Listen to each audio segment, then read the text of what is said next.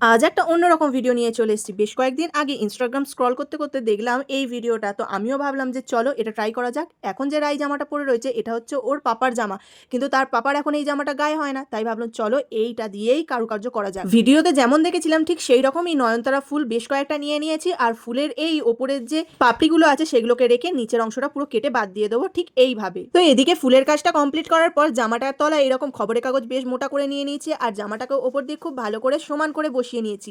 আর তার উপর দিয়ে ঠিক ফুলগুলোকে এই রকম ভাবে মাপ করে করে বসিয়ে নিচ্ছি। সমস্ত ফুলগুলো বসিয়ে দেওয়ার পর এখানে ক্লিন একটা প্লাস্টিক নিয়ে নিয়েছি, যেটা এপার থেকে ওপার দেখা যাবে। এই বাড়িতে এই প্লাস্টিকটা ফুলের ওপরে চাপিয়ে ভারী একটা কিছু জিনিস দিয়ে এই ফুলগুলোকে ভালো করে থেঁতো করে দিতে হবে, যাতে এই ফুলের পুরো রসটা জামার মধ্যে টেনে নেয় আর একটা ফ্লাওয়ার প্রিন্ট তৈরি হয়। মা মেয়ে মিলে আমরা এরকম পাগলামি করতেই থাকি। অনেকটা সময়ের পর সমস্ত ফুলগুলোকে থেঁতো করে একদম তার রসগুলোকে সেই শার্টের মধ্যে প্রিন্ট করে ফেলেছি। ফাইনালি দেখতে পাচ্ছ কতটা সুন্দর একটা কালার এসছে আর কত সুন্দর একটা ডিজাইন পুরো ফুলের মতন এসছে। তো চলো রায়ের গায়ে পরিয়ে দেখা যাক শার্টটা কিরকম লাগে। তো আমি তো এখানে শুধু কলারটা তৈরি করেছি। তো এবার তোমরা দেখে বলো পুরো শার্টটাতেই এটা দিলে ভালো লাগবে না এরকমই ঠিক আছে। তো আজকের ভিডিওটা এখানেই শেষ করছি। অবশ্যই কিন্তু তোমরা কমেন্ট করে জানাতে ভুলো না।